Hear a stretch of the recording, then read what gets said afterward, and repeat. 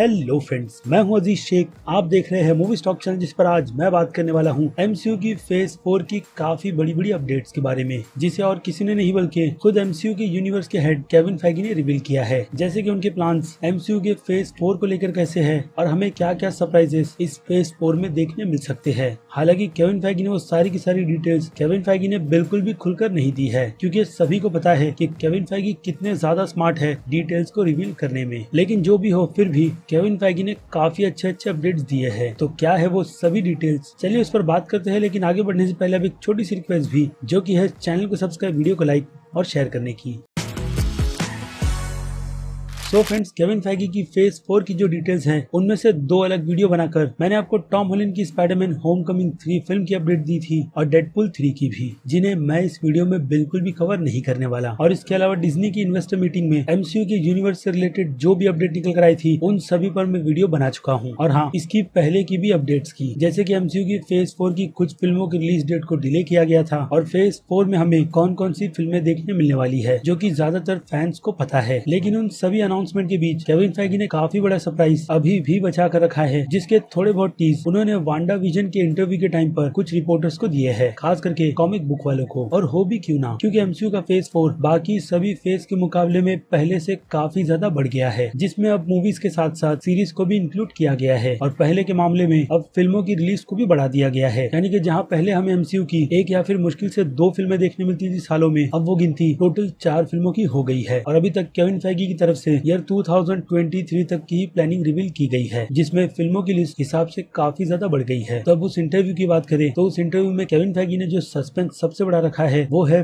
Phase 4 से related, क्योंकि एक रिपोर्टर ने उनसे यही पूछा था कि इनमें से कौन सी फिल्म या फिर सीरीज इस फेज 4 को एंड करेगी, जिस पर केविन फेगी ने काफी स्मार्टली ये कहा कि फिलहाल तो वो इसकी डिटेल रिवील नहीं कर सकते कि इसमें से कौन सी फिल्म या फिर सीरीज एमसीयू के फेज 4 को खत्म करेगी, क्योंकि ये चीज एक हिसाब से थोड़ी बहुत स्पॉइलर भी हो सकती है, जो फिलहाल तो केविन फेगी लोगों के सामने रखना नहीं चाहते। या फिर ऐसा भी हो सकता है कि इस बार की फेज 4 की प्लानिंग फिल्म और सीरीज के हिसाब से काफी ज्यादा है और केविन फेगी की ज्यादातर तो यही कोशिश होगी कि हर फेज 4 के एंड में वो फैंस के लिए एक अवेंजर्स फिल्म तो बनाकर रेडी कर दे दे, जिसके हिसाब से अगर देखा जाए तो फेज 4 अगर ऐसे ही लंबा चलता रहा तो ये प्लानिंग रूमर के अकॉर्डिंग ईयर 2025 में जाकर खत्म होगी। यानी 2025 में जो रूमर अवेंजर्स 5 की निकल कर आई थी, वो कहीं ना कहीं केविन फेगी की इन डिटेल्स से थोड़ी बहुत तो सच होती ही है, क्योंकि केविन फेगी से अगला सवाल अवेंजर्स 5 से ही रिलेटेड पूछा गया था कि क्या एमसीयू के फ्यूचर में अवेंजर्स जैसी फिल्म बनेगी भी या नहीं, जिसके जवाब में केविन फेगी ने फिर से स्मार्टली कहा कि अवेंजर्स एमसीयू का काफी मेन इवेंट का हिस्सा है, जिस पर आगे भी फिल्में ऐसी ही कंटिन्यू रहेगी, लेकिन उसके लिए सुपर हीरोज की टीम चाहिए और एक अच्छा खासा वक्त, जिसके बाद फैंस के लिए अवेंजर्स फिल्म को रेडी कर दिया जाएगा। लेकिन फिलहाल तो उनके शेड्यूल के हिसाब से अभी फेज 4 में उन्होंने अवेंजर्स की फिल्मों की ऐसी कोई भी प्लानिंग नहीं कर रखी। जी हाँ, ये वर्ड्स केविन फेगी के हैं। इट मींस कि हो सकता है कि केविन फेगी फेज 4 की पहली ही अवेंजर्स में काफी बड़े टीम अप करे सुपर हीरोज के, या फिर नहीं भी, क्योंकि इस बार विलन्स के नंबर कुछ रूमर और ईस्टर एग्स के अकॉर्डिंग पहले से काफी ज्यादा लग रहे हैं। जैसे कि सबसे बड़ा रूमर अवेंजर्स की फिल्म में विलन होने का जिस कैरेक्टर का है, वो है कैंग द कॉन्करर, जिसकी अनाउंसमेंट ऑफिशियली केविन फेगी ने ऑलरेडी कर दी है डिज्नी की इन्वेस्टर मीटिंग में कि कैंग द कॉन्करर के रोल के लिए जोनाथन मेजर को कास्ट किया गया है। और एमसीयू फैंस को ये बात काफी अच्छी तरीके से पता है कि कैंग द कॉन्करर कितना ज्यादा पावरफुल है और वो कैसे अकेले सारे के सारे अवेंजर्स को पागल कर सकता है। जिसका अगर आपको हिंट नहीं है तो मैं आपको छोटा सा हिंट देता हूँ कि Kang the conqueror time travelling में बहुत ही ज्यादा मास्टर है, इतना कि उसे ऑलरेडी पता होता है कि फ्यूचर में उसके साथ क्या होगा, जिससे वो बचकर काफी आसानी से निकल जाता है। ऐसे में सुपर हीरोज को उसे पकड़ने में भी बहुत प्रॉब्लम होती है और हाँ, डेफिनेटली हराने में भी। और अब रूमर की बात करें तो कैंग द कॉन्करर को लेकर रूमर यही कहती है कि इस कैरेक्टर का सबसे पहला अपीयरेंस या फिर एक छोटा सा रेफरेंस हमें Ant Man and the Wasp Quantumania में नहीं बल्कि लोकी की सीरीज में देखने मिलेगा, क्योंकि इस सीरीज में हमें TVA भी नजर आने वाली है, जो कहीं ना कहीं कैंग द कॉन्करर की जानी दुश्मन है। अब इस बात में कितना दम है उसका मुझे ऐसा कोई आइडिया है नहीं, लेकिन फिर भी ये रूमर थोड़े बहुत सच तो लगते ही है। और इसी के साथ साथ मेफिस्टो की भी रूमर की बात की गई थी कि शायद हो सकता है कि मेफिस्टो का कैरेक्टर भी हमें अवेंजर्स की फिल्म में एक मेजर विलन का कैरेक्टर रोल प्ले करते हुए नजर आ सकता है। अब मेफिस्टो की पावर की बात करें तो मैं आपको बिल्कुल सिंपली समझाता हूँ कि मेफिस्टो एक डेविल है और वो लोगों की विशेष को पूरा करता है, और इसके भी रेफरेंस या फिर ईस्टर एग को हमने रूमर के तौर पर लोकी की सीरीज के ट्रेलर के इस सीन में देखा है। और अब तीसरे और आखिरी नाम की बात करें तो वो नाम है फैंटास्टिक फोर के यूनिवर्स के विलन डॉक्टर डूम का, जिसने फैंटास्टिक फोर की कॉमिक बुक से हटकर मार्वल की कॉमिक बुक में बाकी दूसरे सुपर हीरोज को भी हिसाब से काफी ज्यादा परेशान किया है। और एक तरीके से देखा जाए तो मुझे पर्सनली डॉक्टर डूम का कैरेक्टर बहुत ही ज्यादा पसंद है। और अगर आप मुझसे पर्सनली पूछो तो मैं तो यही चाहूंगा कि थानोस के बाद अगर फैंस को कोई अच्छा विलन देखना है तो डॉक्टर डूम के अलावा मेरी नजर में अब तक तो फिलहाल इससे बेस्ट विलन दूसरा और कोई नहीं है। हालांकि गिनती बहुत ज्यादा है, लेकिन जितना ज्यादा स्मार्ट डॉक्टर डूम का कैरेक्टर है कॉमिक बुक में, उस हिसाब से मैं इसी कैरेक्टर को एमसीयू के यूनिवर्स में अवेंजर्स की फिल्म में एक लीड विलन के रोल में देखना चाहता हूँ। अब डॉक्टर डूम की पावर की बात करें तो उसके कारनामे आपने फॉक्स की फिल्मों में ऑलरेडी देख रखे हैं, जिसकी डिटेल मुझे आपको देने की जरूरत है नहीं। तो ये बात हो गई अवेंजर्स 4 से रिलेटेड, जिसमें मैंने डॉक्टर डूम को इसीलिए इंक्लूड किया है क्योंकि केविन फाइगी से अगला सवाल एक्समैन के यूनिवर्स से रिलेटेड भी पूछा गया था कि फैंस को एमसीयू के अंडर कब म्यूटेंट्स के कैरेक्टर देखने मिलेंगे, और उसके भी जवाब में केविन फाइगी ने यही कहा था कि एक्समैन का प्रोसेस एमसीयू में आने के लिए थोड़ा टाइम लेगा, जिस पर डील होने के बाद ही काम शुरू कर दिया गया था ताकि एमसीयू में म्यूटेंट्स के कैरेक्टर को काफी अच्छी तरीके से एडजस्ट किया जा सके। और केविन फाइगी के अकॉर्डिंग जल्दी फैंस को वो चीज भी देखने मिलेगी जिसका उन्हें बेसब्री से इंतजार है, वो भी एमसीयू के ही हिसाब से। वेल, ये बात फैंस के लिए बहुत ही ज्यादा खास है क्योंकि यहाँ पर केविन फाइगी ने म्यूटेंट्स को एमसीयू का एक हिस्सा बताया है। इट मींस कि हम एमसीयू के छोटे मोटे कैरेक्टर्स का टीज या फिर ईस्टर एग एमसीयू की आने वाली फेज 4 की फिल्मों में तो देखने ही वाले हैं, जिसमें से मेरे हिसाब से मुझे लगता है कि म्यूटेंट्स हमें मिस मार्वल की सीरीज के अलावा वांडा विजन और falcon and the Winter soldier के शो में भी नजर आ सकते हैं, क्योंकि एमसीयू की तरफ से प्लानिंग कुछ इसी तरीके की जाती है अगर किसी कैरेक्टर को इस यूनिवर्स में इंट्रोड्यूस करवाना है तो। ऐसे में देखा जाए तो एमसीयू की यूनिवर्स में अभी और भी काफी बड़े बड़े एक्सप्लोर करना बाकी है, जिसमें अब म्यूटेंट्स का यूनिवर्स भी शामिल हो गया है। इसलिए सीरीज के साथ साथ फिल्मों की क्वांटिटी को भी बढ़ा दिया गया है, क्योंकि पहले फैंस को डिज्नी मार्वल के कंटेंट के अलावा 20th सेंचुरी फॉक्स और सोनी पिक्चर्स की तरफ से सुपर हीरोज की फिल्में देखने मिलती थी, जिनकी लगभग गिनती 3 से 4 फिल्मों की हो जाती थी, जिन्हें अब एमसीयू की तरफ से प्रॉपर बैलेंस कर दिया गया है, जिसमें मैंने डीसी के भी यूनिवर्स की फिल्मों को इंक्लूड किया है, क्योंकि बात यहाँ पर सुपर हीरोज के कंटेंट की हो रही है। लेकिन अब खुद एमसीयू की तरफ से ही सुपर हीरोज की फिल्मों की लिस्ट काफी ज्यादा बढ़ गई है, जिसकी थोड़ी बहुत या फिर कहूँ 25% की रिस्पॉन्सिबिलिटी फिल्मों की सोनी पिक्चर स्टूडियो की है, जिनके पास स्पाइडरवर्स का यूनिवर्स है। और डीसी की प्रिपरेशन भी ऑलमोस्ट 4 फिल्मों की है, जिसकी पूरी की पूरी डिटेल आपको मेरे चैनल पर मिल जाएगी। यानी कि उनकी तरफ से भी सुपर हीरोज के कंटेंट पर अब काफी ज्यादा ध्यान दिया जा रहा है, लेकिन एमसीयू भी उस रेस में पीछे बिल्कुल भी नहीं है। और अब जब केविन फाइगी की तरफ से इतने बड़े बड़े अपडेट्स मिले हैं तो थोड़ी बहुत सैड न्यूज तो होनी ही चाहिए, जिसे केविन फाइगी ने फिलहाल तो अभी के टाइम पर इतना भी ज्यादा कंफर्म नहीं किया है। रीजन है कि उन्हें नहीं पता, और ये डिटेल है फिल्म ब्लैक विडो से रिलेटेड, जिसमें केविन फाइगी की उम्मीद अब भी इस फिल्म को थिएटर में ही रिलीज करने की है, वो भी इसकी मई की ऑफिशियल रिलीज डेट पर, जो कि इस साल 7 मई की है। लेकिन अगर सिचुएशन पेंडेमिक को लेकर आगे थोड़ी और ज्यादा बिगड़ी तो खुद केविन फाइगी भी फिल्म की ऑफिशियल रिलीज डेट पर इतने ज्यादा श्योर नहीं है, क्योंकि कोविड की सिचुएशन केविन फाइगी ने क्रिएट नहीं की है, और वो दिल से चाहते हैं कि फैंस को ये फिल्म उसी ऑफिशियल रिलीज डेट पर देखने मिले। वरना केविन फाइगी के पास दूसरा जो सबसे बड़ा ऑप्शन है वो है फिल्मों को थिएटर रिलीज के साथ साथ ओटीटी के प्लेटफॉर्म पर रिलीज करना, यानी कि वार्नर मीडिया वालों का प्लान, जिसे उन्होंने HBO मैक्स के लिए अनाउंस किया है ईयर 2021 को देखकर, जिस पर केविन फाइगी की भी डिटेल कुछ इसी तरीके की है कि उसका डिसीजन पूरी तरीके से डिज्नी के हाथों में है कि इस फिल्म को डिज्नी प्लस पर कैसे और कब रिलीज किया जाएगा अगर सिचुएशन बिगड़ती है तो। और उसी से रिलेटेड एक रूमर भी निकल कर आई थी केविन फाइगी के इस इंटरव्यू के बाद कि डिज्नी की तरफ से इस फिल्म को डिज्नी प्लस पर तो रिलीज किया जाएगा, लेकिन मुलान फिल्म की तरह प्राइम एक्सेस पर। आई होप ऐसा कुछ भी ना हो और हमें ये फिल्म डायरेक्टली थिएटर में ही देखने मिले, क्योंकि डिले का झटका इस फिल्म को लेकर और फैंस नहीं सह सकते, जो हाल सोनी पिक्चर्स की तरफ से अभी रिसेंटली मॉर्बियस फिल्म का किया गया है, जो फिल्म अब हमें ऑलमोस्ट इस ईयर के एंड यानी कि 8 अक्टूबर 2021 में देखने मिलने वाली है। लेकिन वेनम फिल्म को लेकर जो कि मैंने आपको बताया, रिलीज डेट के चांसेस अभी भी वैसे ही है, जिनकी पूरी डिटेल मैंने आपको टॉम हॉलैंड की स्पाइडरमैन होमकमिंग 3 फिल्म की वीडियो में दी है। और रही बात ब्लैक पैंथर 2 फिल्म की, तो यहाँ पर भी केविन फैगी की कंफर्मेशन चैडविक बोसमैन को लेकर वही है जो डिटेल मैंने आपको पहले दी है कि इस फिल्म में हमें चैडविक बोसमैन जैसे लेजेंड कैरेक्टर को एमसीयू प्रॉफिट के लिए बिल्कुल भी यूज नहीं करेगा। यहाँ तक कि एमसीयू की तरफ से ब्लैक पैंथर के रोल के लिए भी किसी न्यू एक्टर को कास्ट नहीं किया जाएगा। और वैसी ही सिचुएशन हमें इस फिल्म में भी देखने मिलने वाली है, जिसमें इस बार फिल्म का पूरा फोकस ब्लैक पैंथर से हटकर बाकी दूसरे कैरेक्टर और वकांडा के कल्चर पर ज्यादा रहेगा। और इसके अलावा केविन फैगी ने सीजीआई की मदद से बनाए गए चैडविक बोसमैन की भी डिटेल को पूरी तरीके से फेक कहा है, जिसे इस फिल्म में बिल्कुल भी यूज नहीं किया जाएगा। और जो बात मैंने इस फिल्म को लेकर जो पहले कही थी, अभी भी वही कहूंगा कि चैडविक बोसमैन ब्लैक पैंथर के रोल में एक लेजेंड थे, लेकिन फैंस के हिसाब से ब्लैक पैंथर की कहानी अभी बिल्कुल भी खत्म नहीं हुई। और एमसीयू की तरफ से जो प्लानिंग रूमर के अकॉर्डिंग कही जा रही है कि शूरी को एमसीयू के फेज 4 का नया ब्लैक पैंथर बनाया जाएगा, तो वो चीज फैंस को हिसाब से काफी ज्यादा बुरी लगेगी। इसीलिए इस लेजेंड कैरेक्टर को आगे कंटिन्यू रखने के लिए किसी न्यू एक्टर को कास्ट करना ही चाहिए, ताकि ये लेजेंड कैरेक्टर और चैडविक बॉसमैन का नाम एमसीयू में आगे फैंस के मुंह पर हमेशा रहे, जो कि अभी भी रहेगा। लेकिन कैरेक्टर को आइकॉनिक तभी माना जाएगा जब कोई दूसरा एक्टर आकर उस कैरेक्टर की लेगेसी को आगे कंटिन्यू करेगा। जिसमें अगर एमसीयू में ऐसा कुछ करना है तो उसका काफी सिंपल सा आइडिया यही है कि चैडविक बॉसमैन के ब्लैक पैंथर को किसी न किसी रीजन से रिटायर कर दो, या फिर जो कंफर्मेशन इस कैरेक्टर को एमसीयू में ऑफिशियली डेड डिक्लेयर कर की गई है वैसे ही रहने दो, और किसी नए एक्टर को नए ब्लैक पैंथर के रोल के साथ प्रेजेंट कर दिया जाए, वो भी बिल्कुल अलग तरीके से, ताकि चैडविक बॉसमैन का ब्लैक पैंथर एमसीयू के यूनिवर्स में लेजेंड रहे और आने वाला एक्टर इस लेजेंड कैरेक्टर को ऐसे ही आगे कंटिन्यू उसी के नाम से करे, ठीक अभी की सिचुएशन के हिसाब से आयरन मैन के कैरेक्टर की तरह। तो आई होप मेरी इस बात पर आप में से काफी लोग एग्री होंगे। और अब बात करते हैं डिज्नी प्लस पर आने वाली एमसीयू के यूनिवर्स की मून नाइट की सीरीज के बारे में, जिसमें कंफर्म कर दिया गया है कि हमें लीड रोल में मून नाइट के कैरेक्टर का रोल प्ले करते हुए ऑस्कर आइजैक ही नजर आने वाले हैं। जिस सीरीज के प्रोडक्शन को मार्च के मंथ में बुडापेस्ट में शुरू किया जाएगा। और उसी के साथ साथ अभी रिसेंटली एक कंफर्मेशन इस सीरीज के लीड कास्ट की एक्ट्रेस मे कलामावा की भी कर दी गई है। और इसके अलावा डायरेक्टर की बात करें तो इस सीरीज को डायरेक्ट करने के लिए जस्टिन बेंसन और एरोन मोरहेड के नाम को कंफर्म किया गया है, जो मेरे हिसाब से ठीक ही है। और हाँ, रिसेंटली एक छोटी सी अपडेट वांडा विजन की सीरीज से भी रिलेटेड आई है। इस सीरीज में हमें इमा कैलीफील्ड का एक मिस्टीरियस रोल देखने मिलने वाला है। अब वो रोल क्या होगा वो तो हमें 15 जैन को ही पता चलेगा इनके कैरेक्टर को लेकर। और केविन फेगी के अकॉर्डिंग वांडा विजन की ही सीरीज सबसे ज्यादा बेस्ट है एमसीयू के फेज 4 को इंट्रोड्यूस करने के लिए। क्यों, तो उसका भी पता आपको इस सीरीज को देखने के बाद ही पता चलेगा। और अब बात कर लेते हैं नेटफ्लिक्स के मार्वल के कैरेक्टर्स के बारे में, जैसे कि Daredevil, Iron Fist, Luke Cage, Punisher और जेसिका जोन्स। इन सभी कैरेक्टर्स को लेकर केविन फेगी ने सीधी और साफ बात कही है कि हो सकता है कि इनमें से कोई भी कैरेक्टर आपको एमसीयू के शो या फिर फिल्म में नजर आ जाए, क्योंकि सिर्फ सीरीज की ही कैंसिलेशन की गई है, ना कि उन एक्टर्स के आइकॉनिक कैरेक्टर के रोल्स के। इट मींस कि जो थोड़ी बहुत रूमर चार्ली कॉक्स को लेकर निकल कर आई है टॉम हॉलैंड की होमकमिंग स्पाइडरमैन 3 फिल्म को लेकर, उसमें कहीं ना कहीं दम हो सकता है। और बाकी दूसरे नेटफ्लिक्स के मार्वल के कैरेक्टर्स के लिए भी दरवाजे इसी तरीके से खुले रखे गए होंगे। और इसके अलावा केविन फेगी ने यह भी कंफर्म किया है कि नेटफ्लिक्स के शो की कंटिन्यूएशन की भी कंफर्मेशन वो फिलहाल तो अभी नहीं कर सकते, लेकिन उन्होंने क्लियरली इन डिटेल्स को ना नहीं कहा है, तो इससे भी चांसेस और भी काफी ज्यादा बढ़ जाते हैं। और अब आखिर में बात करें केविन फेगी की तरफ से किए गए शोज की टाइम लिमिट के बारे में, तो केविन फेगी ने शी हल्क के पूरे 10 एपिसोड्स की कंफर्मेशन की है और हर एक एपिसोड्स की लेंथ केविन फेगी के अकॉर्डिंग आधे घंटे की ही रहेगी। और यही नहीं, Falcon and the Winter Soldier, Loki और मून नाइट जैसे शो की भी लेंथ की डिटेल केविन फेगी ने 40 से 50 मिनट की बताई है, लेकिन फिलहाल तो एपिसोड्स की नंबर की कंफर्मेशन उन्होंने नहीं की है इन शोज को लेकर। और रही बात वांडा विजन की, तो उसका पता तो हमें कल ही चल जाएगा। वेल, तो ये थे सारे के सारे अपडेट्स जो केविन फेगी ने एमसीयू के फेज 4 से रिलेटेड दिए हैं, जिसके बारे में आप सभी को काफी डिटेल में पता होना चाहिए। जिसमें मेरी कोशिश यही है कि मैं आपको वो सारी की सारी डिटेल्स बिल्कुल अच्छी एक्सप्लेनेशन के साथ प्रोवाइड करूं, जो कि मैंने की भी है। तो इन डिटेल्स को लेकर आपकी क्या राय है उस बारे में मुझे कमेंट कर जरूर बताइएगा। और इसी के साथ साथ अगर आपको मेरी ये मेहनत जरा सी भी पसंद आई है तो मेरे इस वीडियो को तो लाइक करना बिल्कुल भी मत भूलिएगा, ताकि मुझे मोटिवेशन मिलती रहे इस टाइप के कंटेंट को अपने चैनल पर कंटिन्यू रखने की। तो चलिए अब खत्म करते हैं वीडियो को यहीं पर। मैं हूँ अजीज शेख, आप देख रहे थे मूवी स्टॉक चैनल, जिसे अगर आपने अभी तक सब्सक्राइब नहीं किया है तो सब्सक्राइब कर लीजिए और बगल में बने हुए इस बेल आइकन के साथ साथ नोटिफिकेशन को ऑल पर क्लिक कर दीजिएगा। इससे होगा ये कि मैं अपने चैनल पर जब भी कोई नई वीडियो अपलोड करूंगा आपको उसकी नोटिफिकेशन सबसे पहले मिलेगी। इसलिए चैनल को सब्सक्राइब, वीडियो को लाइक और शेयर करना तो बिल्कुल भी मत भूलिएगा। और अब मैं मिलता हूँ जल्दी आपसे दूसरी किसी वीडियो में किसी और फिल्म या फिर किसी और सीरीज के टॉपिक पर बात करते हुए। तब तक के लिए तो आप मेरे चैनल के बाकी दूसरे वीडियोस को एंजॉय कीजिए